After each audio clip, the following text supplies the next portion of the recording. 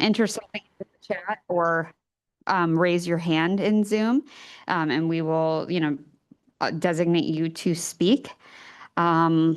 If you are an agency representative or others providing input, you should be aware of the Illinois Lobbyist Registration Act and take appropriate steps to be in compliance if you're speaking. I may limit individual time to 5 minutes and total time to 20 minutes. With that, is there anyone who would like to make public comment?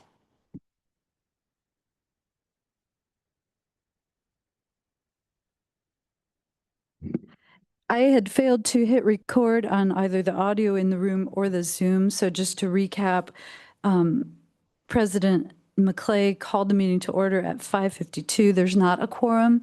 Those present are Elaine Palencia, James Brandel, and Molly McClay. So then Molly called for, we can't approve the agenda, but she called for agency input or public participation, which is where we are now.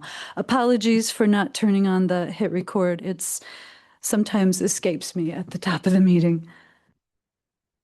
That is no problem. Thank you for summarizing it for the recording. So back to public participation agency input. Is there anyone who'd like to make comment?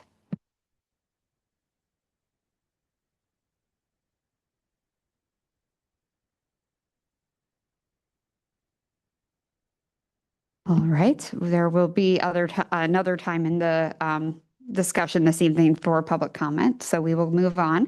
So next is chairperson's comments. So I'm Molly McClay, the chair of the Champaign County Mental Health Board, and I'm excited to welcome everyone who's here to our not formally, but planned study session that we will be conducting as planned. We are very excited to hear some mid-year reports from some of our programs. We will have kind of the bulk of the evening will be led by Mr. Leon Bryson. So he'll introduce each of our speakers, but very excited to hear about these programs, as a condition of contracts in some cases. Having these presentations gives us a sense of how things are going. So we are excited for that. And thank you for coming in this very frigid weather, because it is not pleasant out. And that concludes my comments. So next we will move to Associate Director Leon Bryson's comments. Thank you, Molly. Tonight, we will hear from two agencies that are doing really great work in our community. Thank you to both teams for sharing your PowerPoint materials ahead of time. They are included in the board's packets. We'll start with Joy Jones from Family Service, who will talk with us about the Counseling Center's expanded counseling services. Joy, you're up first.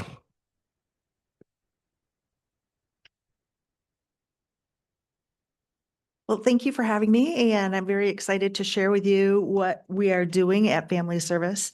Just our overview. Oh, you can't see the whole thing. Okay. That's okay. I'll go on with the overview.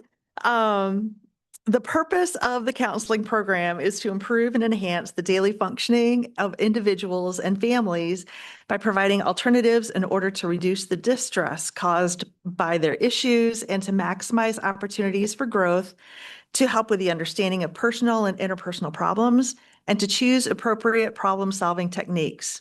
So pretty much, we want to help people live their best lives. That's what counseling does. And getting, is it possible to go to the very first slide? Yes, that one, perfect. And doing the research for this, I found out that we are just a few years away from providing counseling services in Champaign County for 100 years. Our counseling services started in 1930. So we are almost there. That's very exciting. We accept many commercial insurances and all Medicaid plans. We also accept private pay and have a sliding fee scale. Our goal is that there are no barriers to accessing mental health services. And unfortunately, finances typically are a barrier. And so we try to eliminate that as much as possible. Late in 2023, we began using the Counseling Center at Family Service, which is the logo that's up there, to differentiate us from the mental health, to help differentiate the mental health counseling that we offer at Family Service from the counseling and advocacy program that the Senior Resource Center offers. Because I've been at Family Service for about 7 years now, and all the time I hear people, oh, we didn't know you had mental health counseling there. They always just assumed that everything that we did was for seniors, but no. Counseling is for everybody age 5 on up through the ages. And so we tried to do something to help differentiate ourselves. And so we are the Counseling Center at Family Service. We have not really promoted that name extensively because since that time, we have had difficulty recruiting and keeping therapists, primarily due to the salary that we could offer at that time. We chose to not extensively promote our services until we had quality services in place. We always had quality services, but just not a lot of them because we couldn't keep our therapists. We are now at a point where we will begin advertising extensively as soon as our newest therapist is fully credentialed. She's halfway there. So the services offered, now we can move on to the next slide. We provide trauma-informed, culturally competent mental health counseling to individuals, couples, and families. We provide therapy to individuals aged 8 on up to older adults, and the issues for which therapy is provided typically are anger, stress management, grief, depression, and anxiety disorders, survivors of abuse, substance abuse, trauma, and marital issues, and that's just a few. I mean, the list can go on. So we offer a lot of different things. We now have a new expressive art therapy groups that we're offering, and those are also going to be available to individual clients. So it's a group thing, but individual clients who are interested in that and would benefit from that type of therapy can also access that. We provide relationship assessments for all drug court clients who are going from level 3 to level 4. Some drug court clients are referred to the Counseling Center at Family Service for a variety of issues, primarily trauma, relationship issues, grief, and anxiety. We also provide 2 different groups for Champaign County drug court clients, which are 12 weeks in length. They are learning healthy boundaries and seeking safety. And results for 26 so far. With the expressive arts groups, 90% of participants that we've had so far, we haven't had a lot yet, but 90% of the participants completed both a pre and a post-group survey, and 100% of the participants who completed both surveys indicated that participation in the group increased their feelings of connection to themselves and to others. 100% also indicated that after the group, they had a clearer idea of what they needed for themselves for the holiday season, because the focus of that one was self-care over the holidays. For counseling, of the cases closed in this fiscal year so far, 63% of goals were met and 37% of goals had progress made on them. The open cases that we have currently, no one has met any goals, but 100% of the clients who have had their treatment plan reviewed have made progress on their goals. And we use 2 different rating scales. One of them is a self-report rating scale. The outcome rating scale is a self-reporting one. So the client does that, and 100% of the people who have taken that, which everybody does, reported improvement in their functioning. 2 clients who we no longer see reached the benchmark score of 35 to 40. So they have finished their therapy with us for now. And for clients who have had a treatment plan review, 100% reported some improvement in their functioning. And we also use another assessment tool which the therapist uses, and 100% of the clients saw an increase in their score. So we're very happy with that. And now for our highlights and accomplishments. After completing surveys to determine the interest in expressive arts groups, we were able to have the first group in December. And beginning January 15, we are holding one group each week. Currently, the group is on Thursday evenings, just for continuity, for people to get used to it. In a few months, we're going to be moving the day and time based on the needs of the group and the therapist. And the group is different. It all depends upon what the focus of the group is, who wants to come. So we're doing a lot of networking and advertising and trying to get the word out there about what it is that we're offering. And I have some for all of you so that you know exactly what we're offering there. We currently have groups right now that are going on for envisioning the year, grieving the loss of a loved one, and self-love. We're collaborating with the Community Learning Lab at the University of Illinois to cross-promote each other's expressive arts activities. In March and April, the groups will be on Friday morning, except the second week of the month, then it will be on Thursday evening. And March is going to focus on mindfulness, and April will focus on renewal and rejuvenation. Another highlight and accomplishment is hiring a clinical supervisor. It was a long and frustrating process. Our last clinical supervisor stated that while she enjoyed working at Family Service, she was offered a position with fewer hours and more money that she felt she couldn't pass up. So when we received an increase in our grant from Champaign County Mental Health Board for compensation for therapists, that helped in the recruiting process. But even then, it took time to find a qualified candidate. Now we have that qualified candidate. Carissa, you started in December, and yeah, we're very excited about that. We will soon be working at having the Counseling Center at Family Service become a highly visible and recognized mental health provider in Champaign County. And client satisfaction. 100% of current clients who completed a survey strongly agree that they are satisfied with the clinical care provided by their therapist. They feel their therapist collaborates with them regarding their therapy, and they feel helped. The expressive arts group participants have expressed appreciation for the group and are very satisfied with that group also. And on the screen are just some of the comments that we received in the surveys. Unfortunately, we also have obstacles and constraints. The majority of our clients are Medicaid clients or have no insurance at all.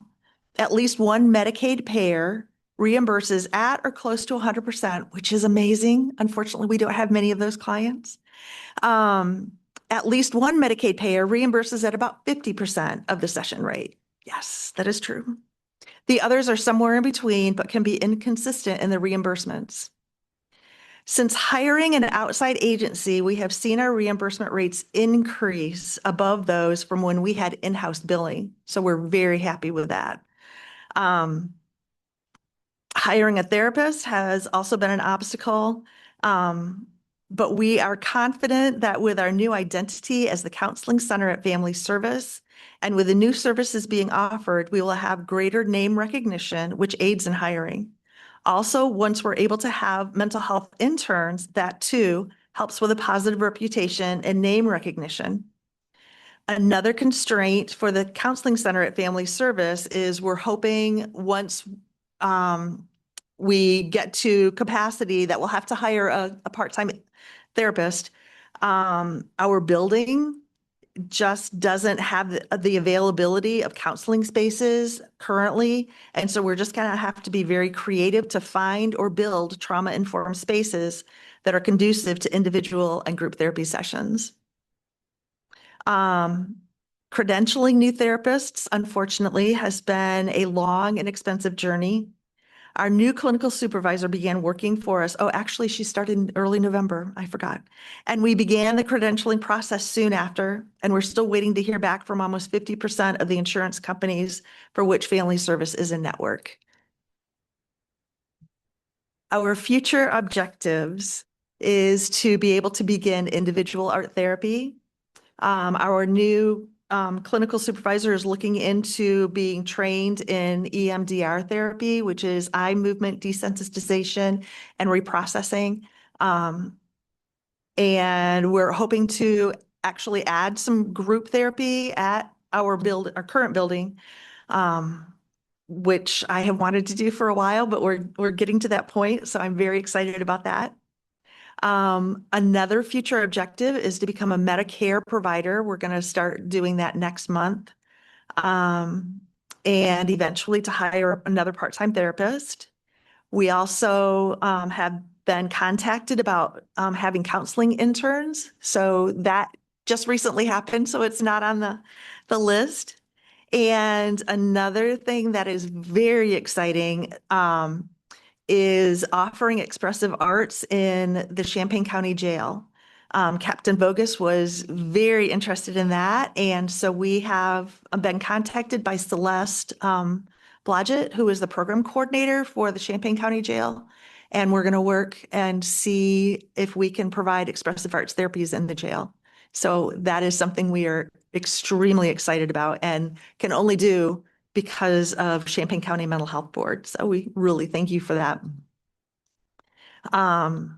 Additional funding prospects are Medicare reimbursement in the future when we can accept Medicare, increase Medicaid reimbursement. Our outside agency that does our billing continues to work at getting the most reimbursement possible. So we're hoping to be able to get increased Medicaid reimbursement, increased insurance reimbursement altogether too, and eventually get reimbursement for relationship assessments that we do for the drug court.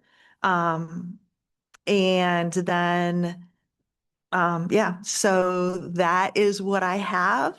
And I want to share with you that next week, Friday, this is actually from the Self-Help Center though. Oh yeah, thank you for your support, which allows us to offer affordable mental health counseling and expressive arts therapy to everyone. And the expressive arts therapy is just really taking off and it's so exciting. And we have a workshop on next week, Friday in City View. And the speakers are Julie Schubach and Joe Omo-Osaji. And actually, they're more than speakers because it is an interactive expressive arts workshop. And everyone is invited. You don't have to be a professional, just anyone interested in different ways to promote positive mental health. And so I have some flyers about that. And I also have some flyers about our current expressive arts groups that we have going on, and I will bring those up to you. Do Thank you very have much. electronic versions of them too? Oh, could you send those to me? Can I do that? Absolutely. Thank you. Okay.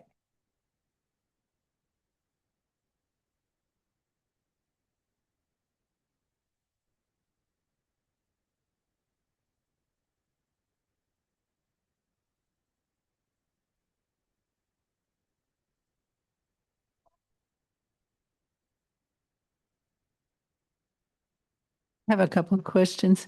Do you have a waiting list for We do cancer? not, we have a meeting. Well, that's good.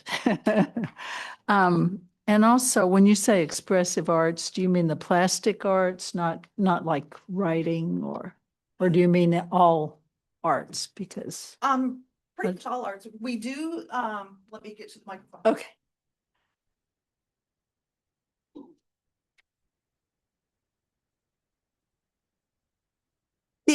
With the expressive arts groups that we've had so far, we have done a little bit of writing at the very beginning. But if somebody is not interested in doing the writing, they can just think about it. And then we move on to We're going to be doing something with clay next week. We've done things, collages, and just a wide variety of things. And we're going to Yeah. definitely be increasing the number and, Great. and types of things that we do. Okay. And I just have one more question. You said it's very impressive that clients who complete the survey have 100%, they've been helped, but do you have people who don't complete the survey? Yes. Yeah. So, And I know for a fact that there have been a few clients from drug court who have been referred to us, and they just did not connect with their therapist. Yeah. And so they were given other options because we know that not every client and not every therapist are going to connect, and that's okay. yeah. But we definitely want to be able to have other options for them. And so we have other places where they can go. Okay. Thank you. Yeah. Any other questions or comments? I had a couple of questions. So how many therapists do you currently have? We have one full-time and one part-time. Okay. And ideally, how many would you like to have? As many as what are needed for the community. Which we obviously know the need is great. Yes. So the envisioning the year and these is there a cost for people to attend these? No, I don't even remember how it's phrased, but we request potentially a $5 donation just to help with the supplies. Okay. But if somebody chooses not to, that's fine. No, that's wonderful. Thank you so much. Yeah. Let me think of what my question was. I guess I have a couple of questions. So one, I noticed you said you have a full-time therapist and then a part-time, and you want to hire another part-time. Is there a reason for two part-time versus one full-time? Because I know sometimes a full-time position is more attractive to some candidates.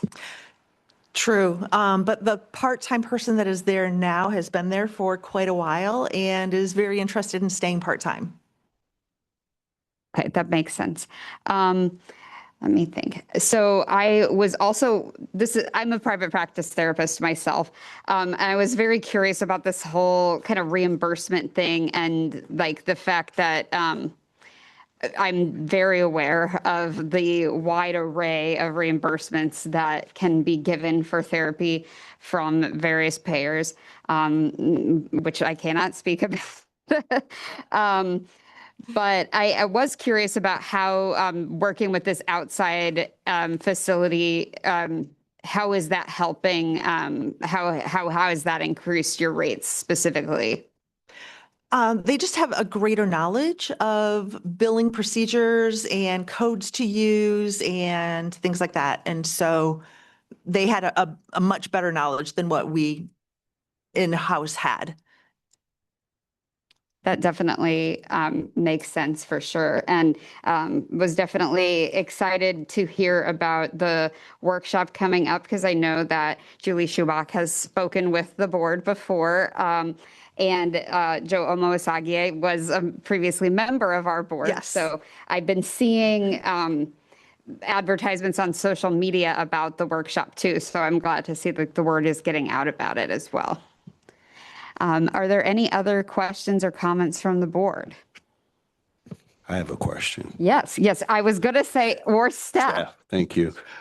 Sit next to Leon and me. Sure. Okay. So Joy, you Yes. may have answered this question, but I think you mentioned that Carissa, you started in November Yeah. and the group began in December, maybe?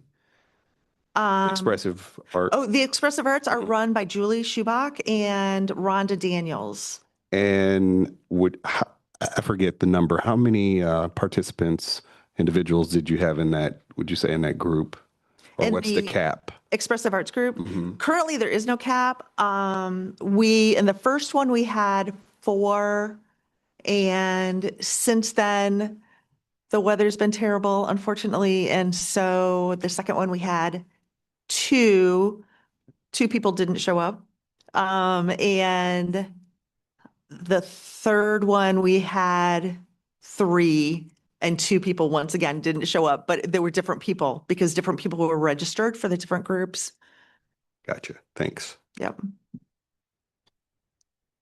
Any other questions from the board or staff?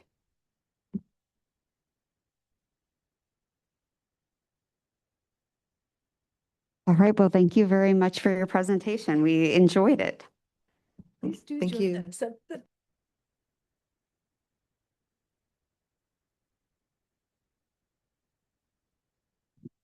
Up next, we will hear from Tracy Parsons from the city of Champaign and Amy Brown from the Don Moyer Boys and Girls Club, who will give us an update on program year 25 Community Coalition Summer Youth Initiatives. So without further ado, take it away.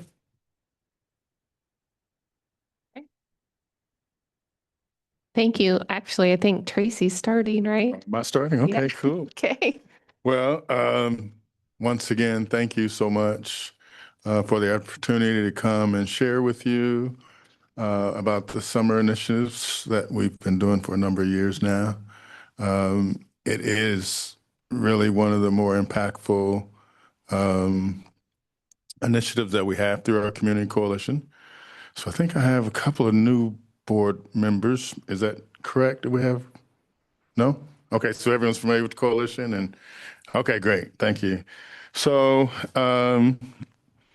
also just thank you to the Don Moyer Boys and Girls Club for just providing the support, guidance, the infrastructure to allow us to do this in a really meaningful way and put in place structure, because many of the individuals and organizations that we work with are non-traditional. So while the club, as everyone knows, and has the infrastructure, a lot of the projects we do are with smaller organizations and individuals who need the support, infrastructure, and the guidance on just operational things and accountability for the money and all those things. So without the club, this could not happen. And Amy and Monica are just tremendous. So tonight, what we're going to do is go through our presentation. Amy will talk a little bit about the structure. I'll talk about some of the initiatives and just some of the really exciting work. For the first time, I think I had a chance to visit each one of the initiatives last summer. And so the document won't do justice to what it's like to walk in and see the kids and the families and the community members and all the different things that we're doing coming together, right? And really looking at how we can help and make mental health and mental health supports important across the board. So now I turn it back to Amy. Yeah, well, thank you. It has been a journey, and Tracy and myself, and especially Monica Miles, she's our chief operating officer and truly the mother hen of all of this. And we have very much focused on that infrastructure piece, which allows all of us to feel peaceful about things like comprehensive background checks and training, that everyone has training on sexual harassment and background checks, trauma-informed care. And all that structure is quite a surprise to our grassroots organizations. It was very hard. Last year was the first year that we really began implementing all of this. This is our second year. And what we decided to do was just follow the rules of the Boys and Girls Club of America as far as the specific trainings. And that's gone pretty well. So every single person that has contact with our youth do have all of these trainings and background checks. There's about 4 hours of training that every single person has to take. They can go online and do that. Some are okay doing that. We can tell who took it, how long they spent on the training, all those kind of things. Everybody tries to figure out, I do too, how to race through that stuff, but it's impossible to do that. And I think what's even more beautiful is the leaders in these organizations that really just can't figure out how to get online. And they come in and we sit down with them. We set them up in a space at the Del Mar Boys and Girls Club and help them click through all the things they need to so they get registered. So I think that just truly is evidence of how grassroots this is and how impactful it is to have people that are super creative and have these great ideas of how to reach particular groups of persons and can do that with really following protocols that nowadays we know that we can't skip over. So yes, I say to all of our partners, I have to do it at the city as well, right? Yeah. So it's not, I mean, it's really just part of the nature and the world that we work in today that we have to provide these tools and protections and inform across communities. And so I'm going to kind of go through and just do a quick on some of the initiatives. I kind of jumped in. Did I? Yeah, no, that's great. So we had 12 initiatives. Again, if we could go through a couple slides and get us to, that's what she said. Yeah. So this is a project, that's what she said is world renowned across the country now, what they're doing with Women Voice. And I think we have coming up pretty soon the local, that's what she said, event that takes place. But what we're doing with high school, middle and high school age girls is just phenomenal. So I had a chance to go to a couple of their sessions and see girls talking about self-esteem and confidence and leadership. And what Jeanette again does is she brings in a college age student to run the sessions, and just to hear the girls talk about challenges and themselves and what they're finding out. They go on tours, and it's just a really phenomenal program that we do for, I think it's about 10 or 12 girls, very diverse group of girls. And just, again, like I said, it just really makes me proud as a community what we're doing to inform and promote and encourage girls in their self-esteem and their confidence and thinking about their futures. It is a great, great experience. So next slide, please.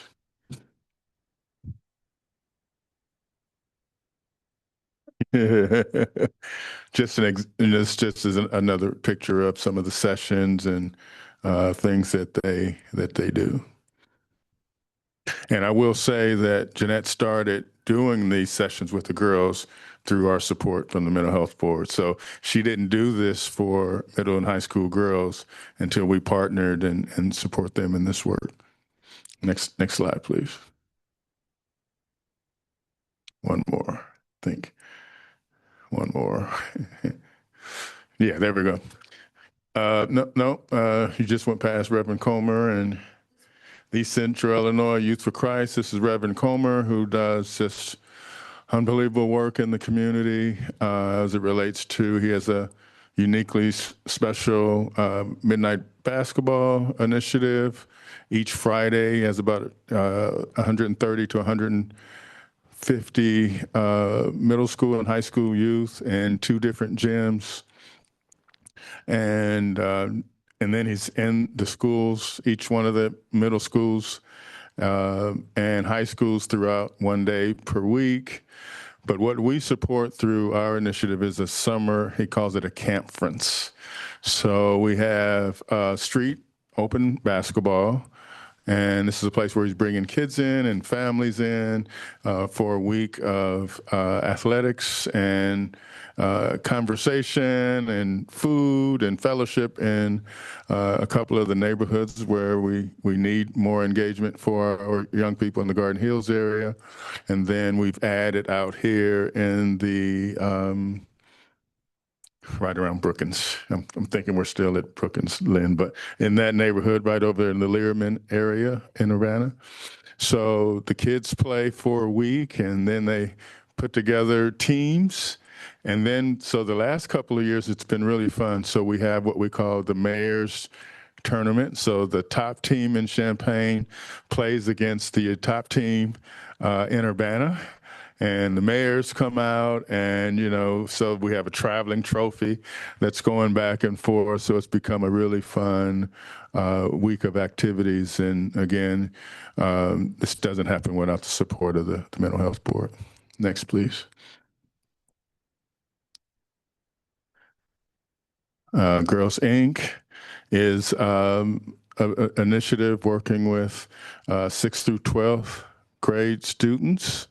This is doing everything again from the Girls Inc. designation or title is a little misgiving because they do serve boys now, but they do everything from academic achievement, again, self-esteem, confidence training.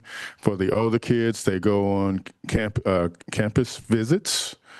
And so I had a chance to go to their end of the year celebration at Champaign Library, and it was just magnificent to see families and kids and the students being recognized for their achievements and academic improvements. And again, just this is one of our anchor initiatives that we've been funding each year, and it's just grown tremendously and doing great work. So I'm pleased to share this group with you. A new initiative we did last year. This was phenomenal. I had a chance to meet Dr. Joy Yang, University of Illinois professor in the School of Music. And she created, again, this was a first-time initiative to work with kids around performance, instruments, art, poetry, spoken word. And then I had a chance to they had at the Orpheum Theater, a end of the year program where the kids performed. They came together and performed something together. Again, just a tremendous initiative that we did for the first time last summer. Next slide, please, Lynn. Thank you. This was the second year we were able to work with A Cry for You. A Cry for You is an entity made up of family members, primarily moms and grandmoms, and caregivers who have lost their children and loved ones to gun violence. And we've worked for years, almost since the beginning of our work to address our community gun violence challenges and issues, to find supports for the moms. And the challenge we initially had is that it was all so fresh. So each time you're bringing the moms together, we're re-triggering them and re-traumatizing them. But Bonnie Miller, who lost her son a few years earlier, has taken on the leadership of this initiative. So they meet weekly, support groups, counseling, just doing tremendous support work for, again, family members going through unbelievable trauma. And at the end of the summer, we have a community-based or community-wide celebration of their family members that they've lost. So we fund and pay for the banquet through our summer initiatives. And again, it's, tremendous turnout, unbelievable opportunity for family members to recognize. And again, when you think about street level gun violence and folks losing their kids, there can be some lack of compassion for that, right? If your kids were that, right, you get that kind of thing. But to be able to have some intentional focus and support for this group has just been some of the best work we've been able to do. And I see the moms all the time. They come to coalition meetings regularly. So thank you, board, for just the support to be able to do this, right? I had to keep myself composed because it just has been difficult for us, but we finally have found a way to provide support for this group. Next slide, please. Okay, so we are able to do some work with sports, but we're doing some physical training and athletics and conditioning for youth. Ryan Byfield heads this up for us. And again, we have track primarily as the focus of the athletes. And so you can see there we have a good group of students who train and physically go through conditioning and doing those types of things. Hopefully more of them will do that on their sports teams in their schools, but that's not a requirement for them to participate. We did have a high-level performer who's now running track at Eastern Illinois, and he came through our Optimal Performance Program. Thanks. Next slide, please.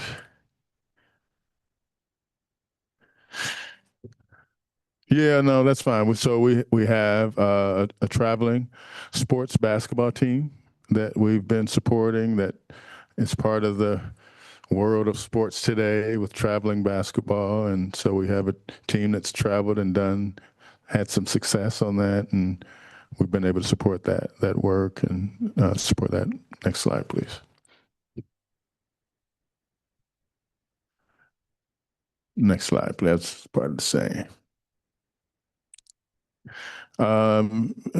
This year, this is a training project that we have with Sean Williams, who works with local youth, to talk about the world of finance. So kids are going in and learning about financing and stocks and bonds, and they set up, accounts where they get fake money, but so they learn about trading and doing that. And so Sean's been doing a really good job with our young people around this issue of literacy and money and investment. And I need to go through some of the classes, and so the kids do a great job though in their sessions and participate. And this is again, middle and high school kids from all across the community, Champaign, Urbana, for this initiative.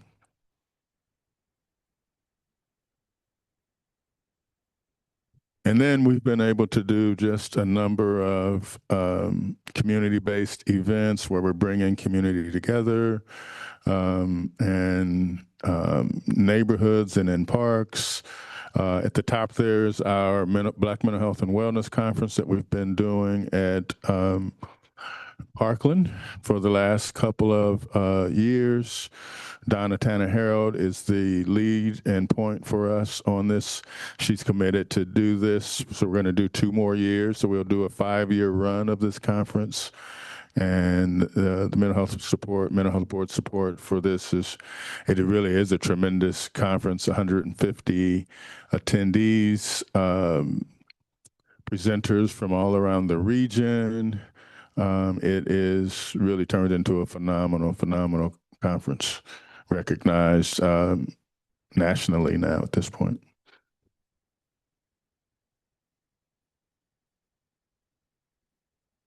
Okay. So I'll run through some of the data, and data is very interesting to gather with grassroots organizations. Leon had to ask me twice for this presentation. Imagine, Leon, for grassroots organizations. So we're learning. We keep trying different things to get information from them. This is the best year yet that we've had. We had so many pictures and good reporting from everybody.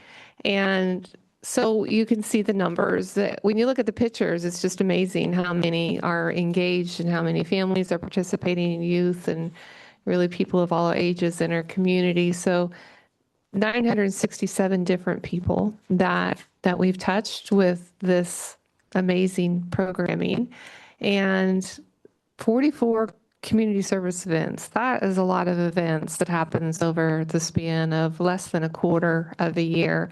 Everybody's truly committed. They have such great ideas, and everybody knows how much work an event is. So it's super impressive to see everybody come together and pull this off.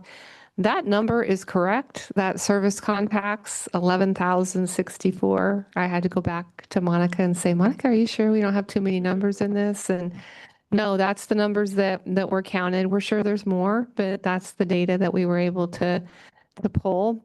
Specifically from all of their reports. And you can see some highlights.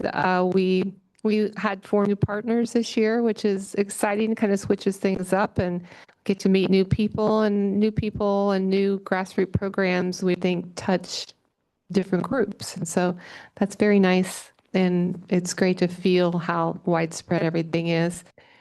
We had everything from tutoring to intensive music, art, and community-based violence events.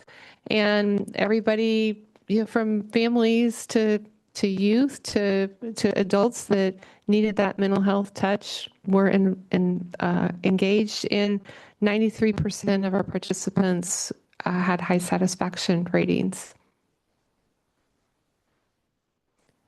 So our next slide will tell you that we do have some obstacles. And I would say that if Monica were here, she would say this is one of the most challenging programs that we administer at Dalmore Boys and Girls Club, and including our own, just because there's so many people going so many different directions, and the communication that we need to have is truly at different levels. So some of the grassroots are very grassroots, and others have quite a bit of experience. Like that's what she said, for example. They truly understand that no, you can't get paid until you turn in your receipts, and that's a big surprise for some of the other groups.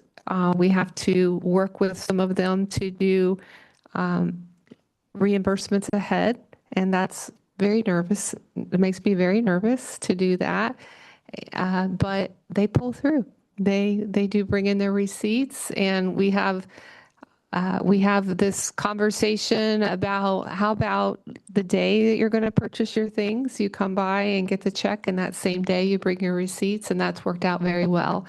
And so, beyond everything that we're doing here that you see, we're also teaching people how to be business partners, and how to maybe stair step themselves into one day becoming a not-for-profit, if that's the right thing. I don't think that's the right thing for everybody, but in some cases that may be something that they can grow into, or perhaps attach themselves to another bigger agency someday. But developing a tracking system that everybody can relate to is challenging. Our first steps were, they were too hard. And so we learned that we had to back that down and create a tracking system that was much more user-friendly.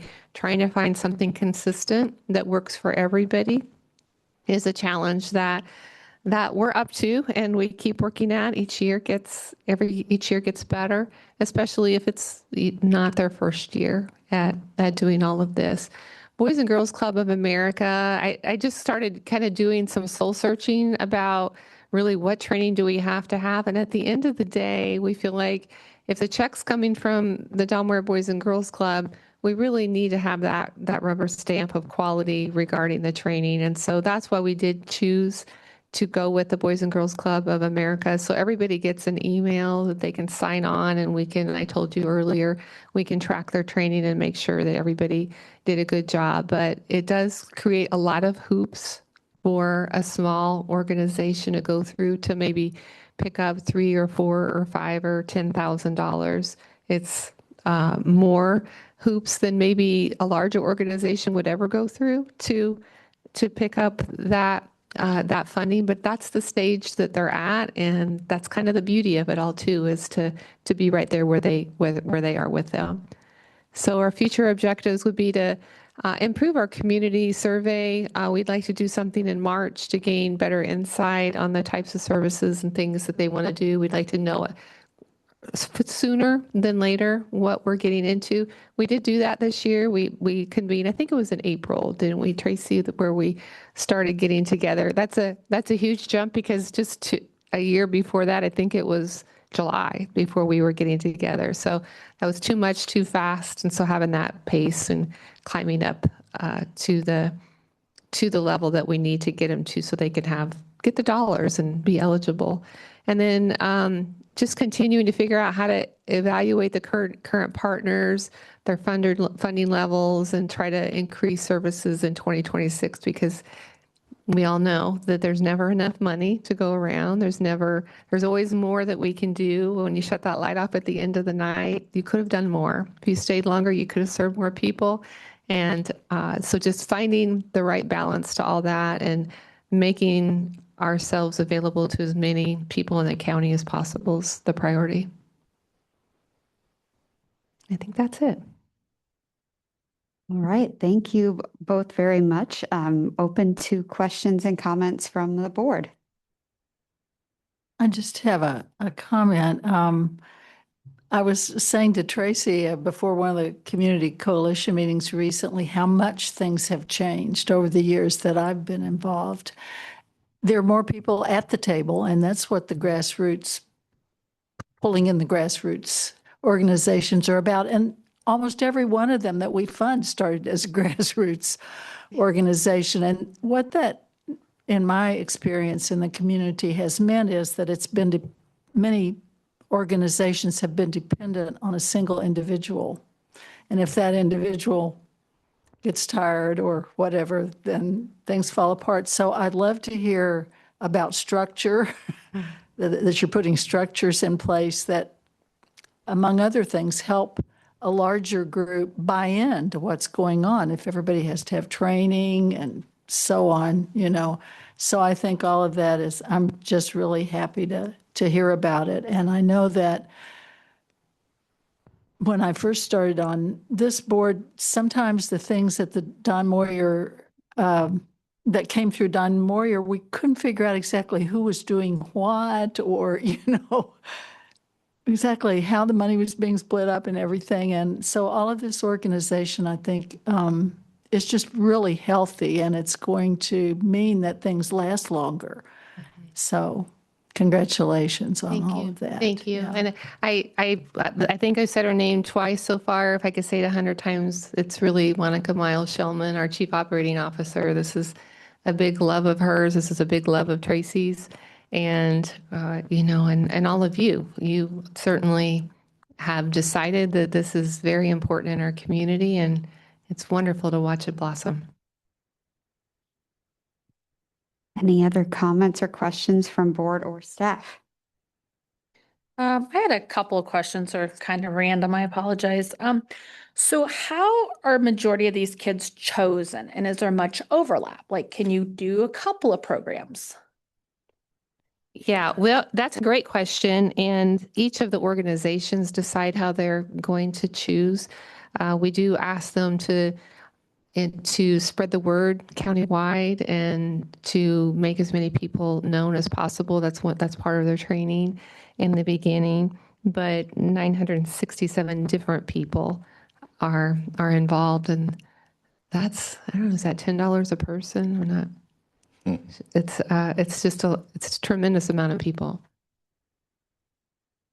So if I noticed on the teen summer program, there was a flyer. So, how would I find out about different events like this if I wanted to attend?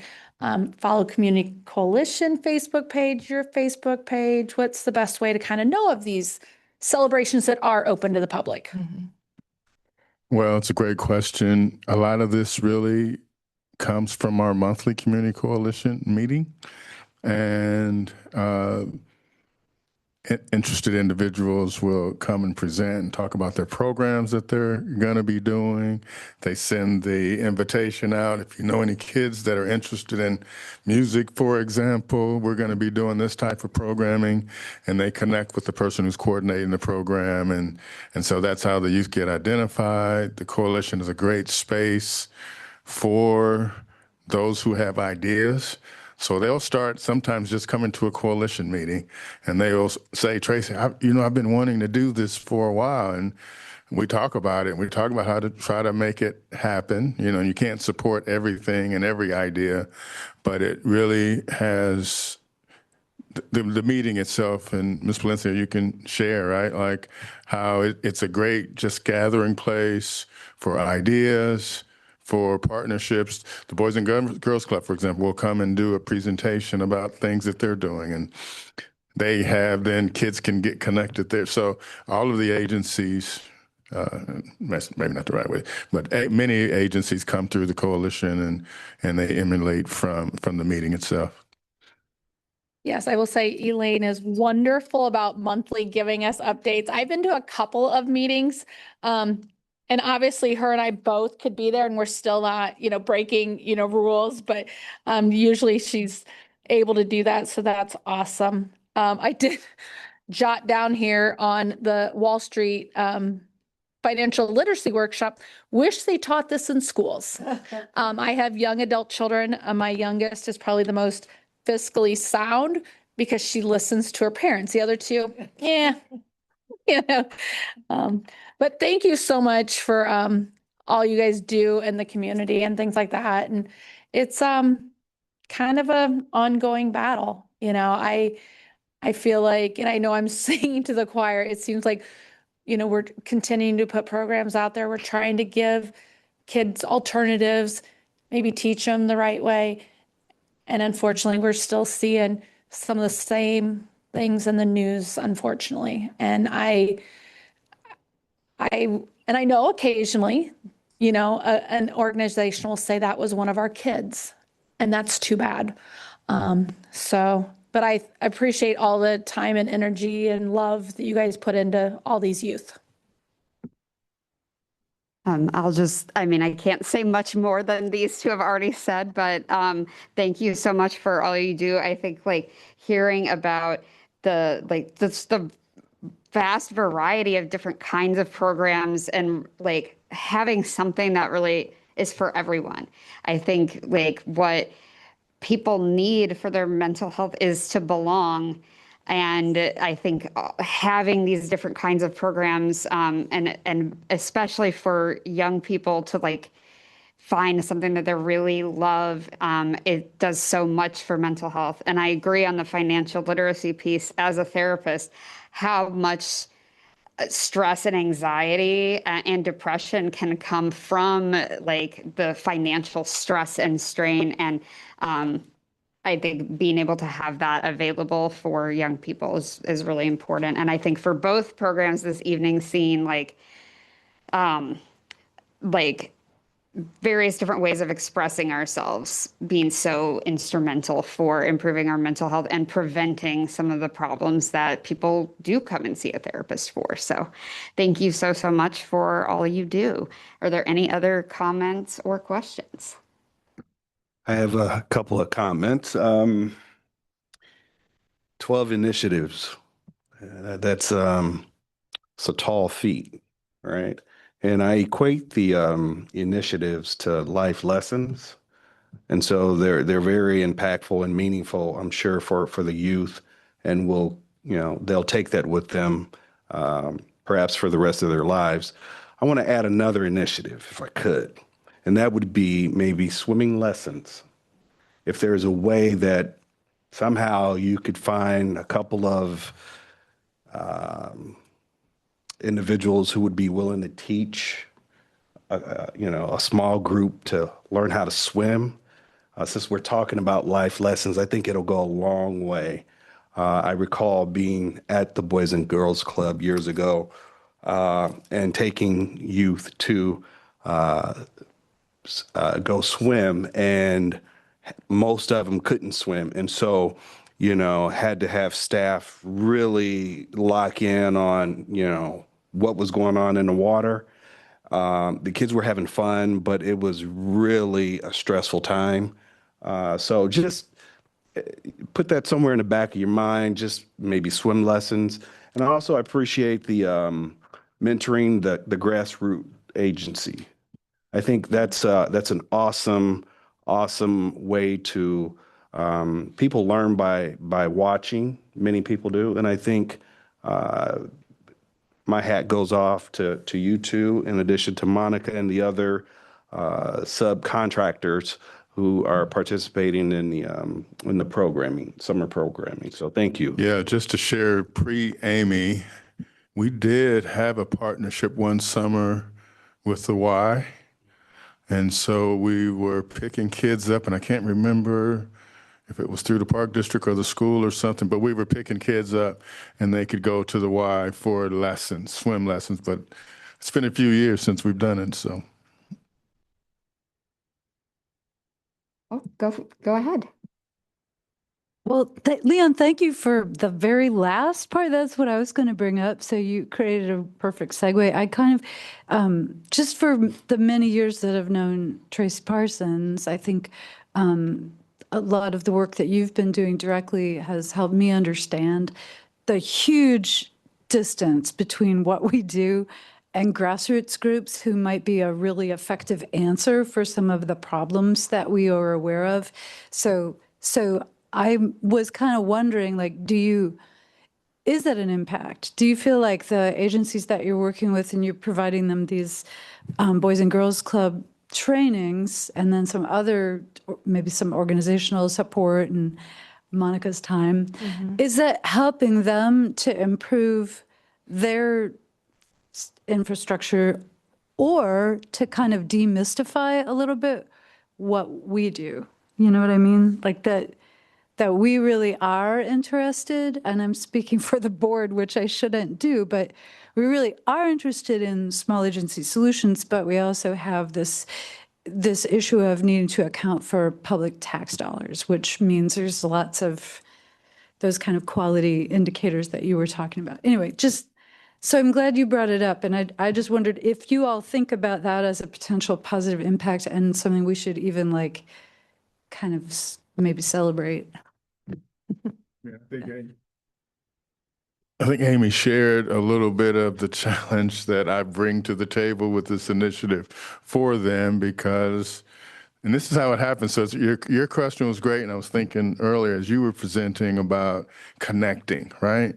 So the Boys and Girls Club has unbelievable programming and what they've done to transition, but it's not for every kid, right? And so some kids will go there and say, I don't like this. It's too structured or it's too whatever, right?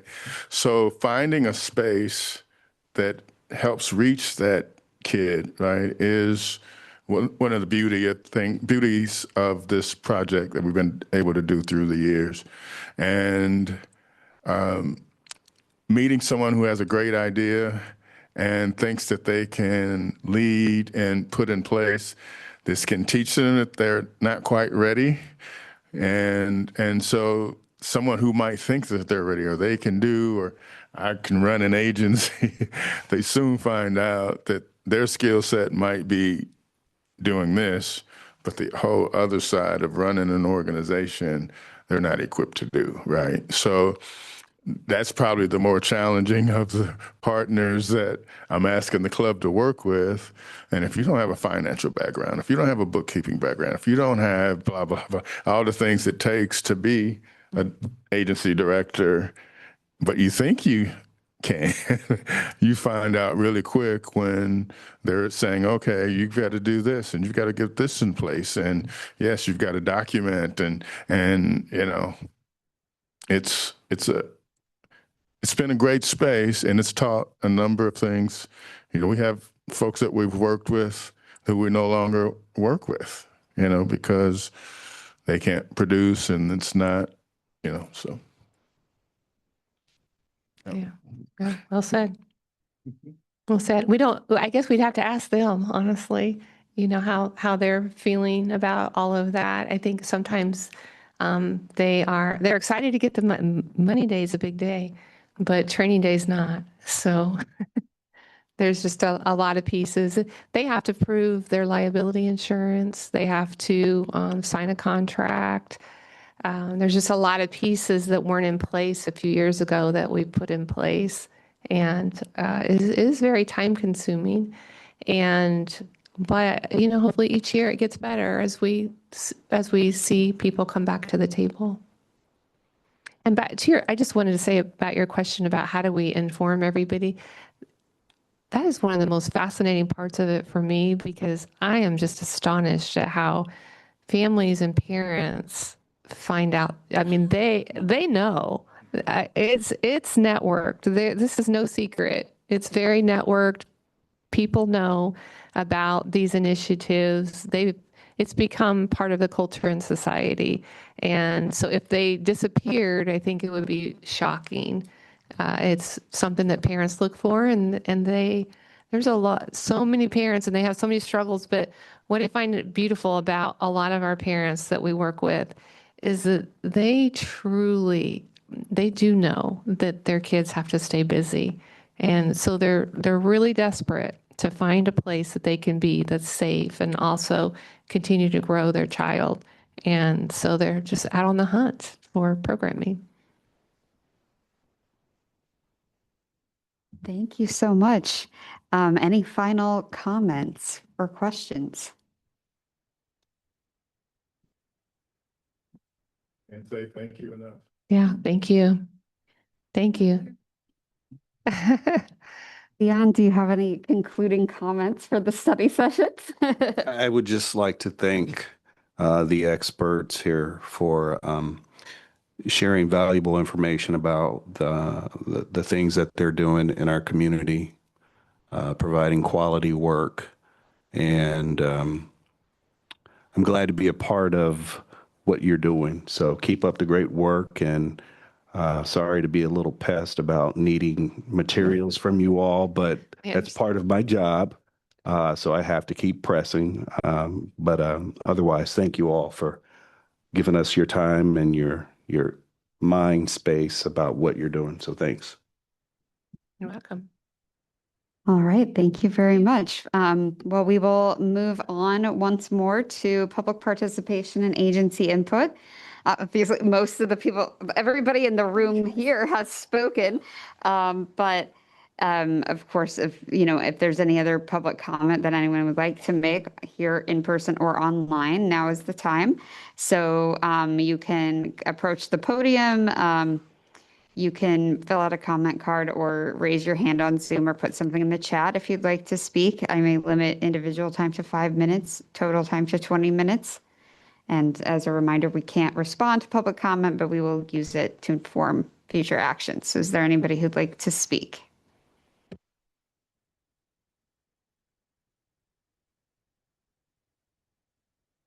It appears none, so we will move on. So next we will move to board announcements and input. Are there any board announcements and input? I figured not. There's not a full board here either. So lastly, I mean, I guess we're not officially meeting, but I'll go ahead and say that we're adjourned anyway. Our next meeting will be Wednesday, February 18th at 5:45 p.m. in the Shields Carter Room of the Bennett Administrative Center, Urbana, Illinois. See you all then.